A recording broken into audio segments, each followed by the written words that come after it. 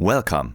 Today we'll look into 5 production techniques to help clean up and add punch to your mix on the Tonverk. I was in the mood for a little acid loop, and we'll turn it from this into this. So what do we need to do? Let's think of this sheet of paper as one bar of our music, with a frequency from low to high and time on this axis. So if that's one bar, that could be our hi-hat pattern, maybe living somewhere between 5 and 12K.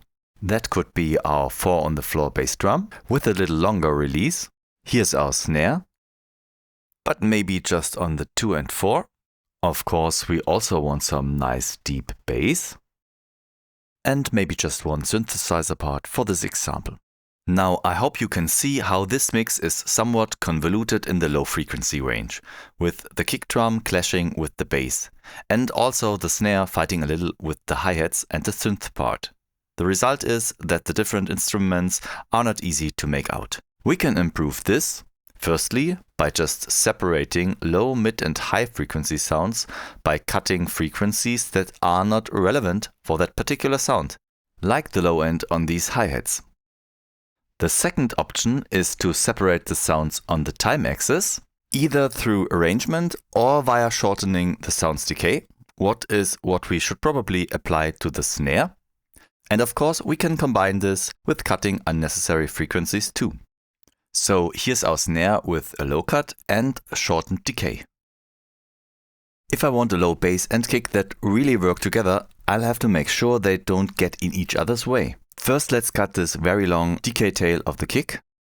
And for the bass, we'll go with a sidechain effect that ducks it in volume on every beat the kick hits. And maybe let's omit the first note on beat 3 of the bass altogether. Lastly, for the synth part in this example, let's just say to cut a little bit of the low end and leave it at that. Comparing this to the unedited version, there is now a lot less overlap and more room for the individual sounds, so they'll be much better to make out in the mix. Now let's apply this to the actual pattern. Let's start with the kick and mute all the other tracks. I thought the kick could use a little bit more punch, and I think we could try using a compressor to bring out more of the attack phase of the kick. To achieve this, we would use the compressor with a little longer attack, so it takes some time before the compressor starts reducing the volume, and thus the attack phase would be louder compared to the rest of the kick. And of course, the threshold needs to be low enough so that the compressor is actually doing something. And if I adjust the mix, you can hear the attack getting louder. I like it around there. Let's move on to track 2 with all snare sounds. Only those on subtrack 2 and 3 are actually used. I think they have more mid-range than I would aim for, because I want to leave some room for synths in that range. And of course, all of this is somewhat subject to taste and depending on the arrangement and sound you're aiming for. Let's cut some low end with the baseband filter. Maybe just mute that other subtrack. And I think this would work. Now let's move to the next subtrack. And of course unmute the one I want to edit. Let's also apply some low cut with the baseband filter. And I think this one doesn't need that much. Yeah, like this. And maybe let's give the sound some M phases in the mid-range, and we could use the multiband filter with this, set to a high pass and giving it a little bit of resonance. Let's hear what might work. Yeah, like this, with and without. Now altogether I found the snare sounds lacking a little bit dirt and crackle in the high end, and that's why I decided to add the dirt shaper and played around a little bit with the settings. with this result. And as with the bass drum, I want to bring out the attacks or transients with adding a compressor with a just a little bit longer attack phase. By the way, you can download this project including all sounds as well as the final and unedited version to follow along, experiment or use it in your own productions. That's the compressor done. And here everything we have so far.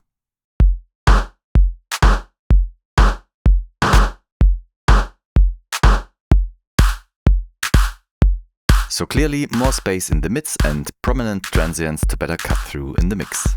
Now let's move to track 3. It's also a subtrack machine and we'll start with this open head or ride sound. Give it a high cut, maybe like this. For the next subtrack, I'd primarily shorten the envelope a little.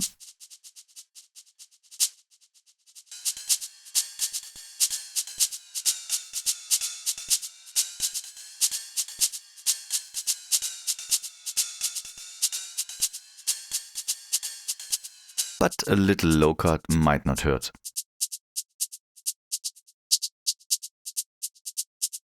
This woodblock sound also just gets some low cuts applied. Next is the tom, which also gets a low cut. And you might have guessed it, for this woodblock goes the same.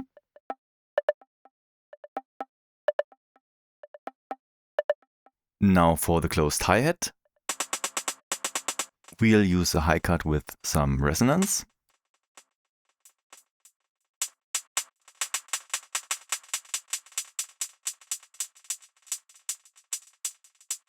And maybe make the amp envelope even a little shorter.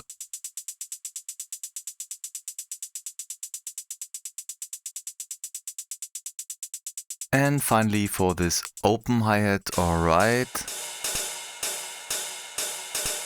we'll definitely shorten the amp envelope and of course also apply a low cut.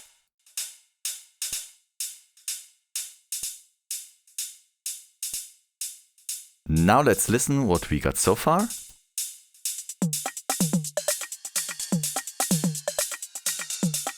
Compared to the unedited version.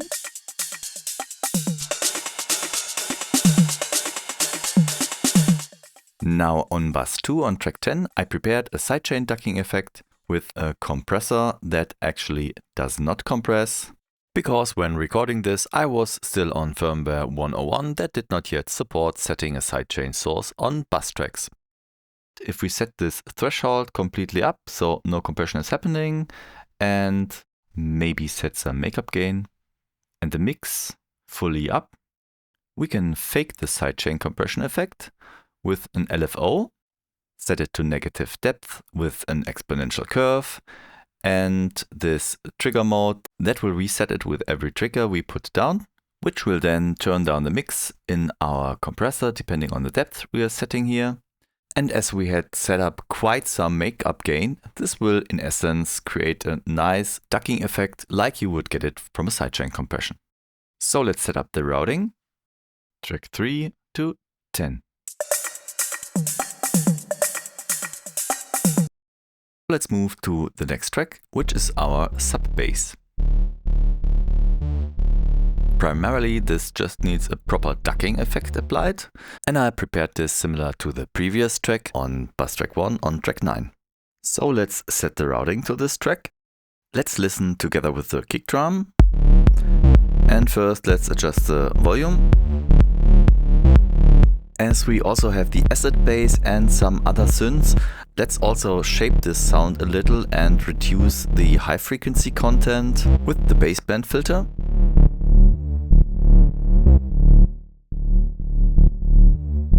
And also apply some filter envelope.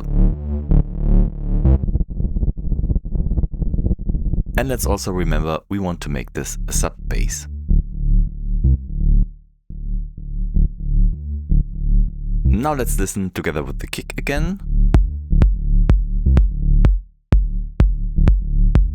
I think it works pretty well. And let's compare again everything we have so far to the original version. Nice. Now let's come to the juicy part and see what we can do about the acid bass line.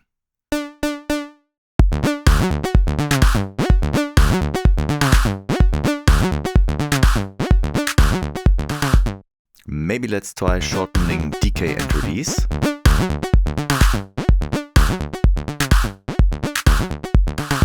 Much better.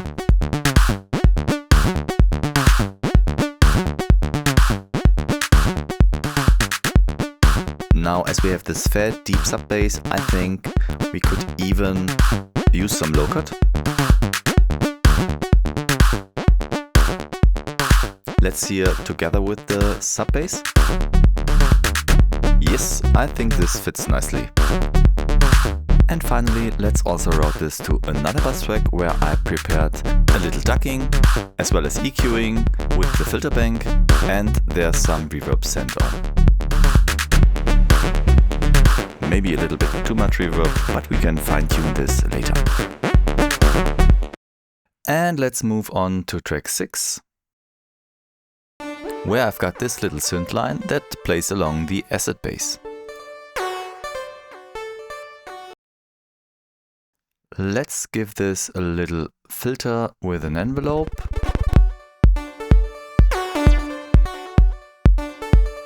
And also some low cut. And send it to bus 1 on track 9. Now the last one is track 7, where I have this very simple, maybe slightly psychedelic melody that gets a low cut. And maybe as an additional effect, the saturated delay. Let's also route it to bus track 1 on track 9, which has the little heavier ducking. And let's give it a little bit filter envelope.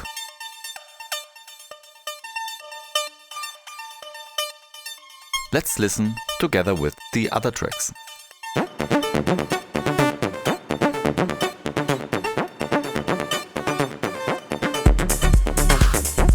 I think that works fine.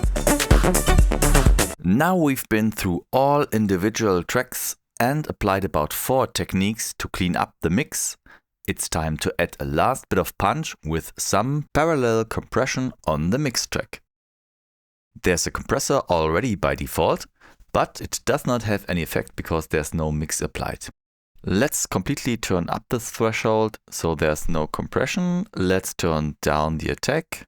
Also increase the ratio to about 6 or 8. Bring in just a little bit of mix because we will do what's called parallel compression. Now bring down the threshold and adjust by ear to taste.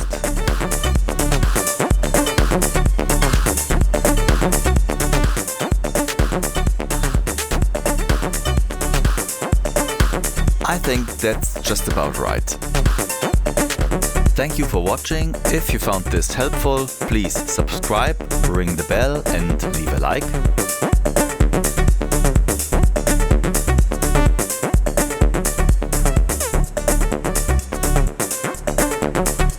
Also, if you've got a Tonverk, follow the link in the description to get the project file and additional free multi-samples.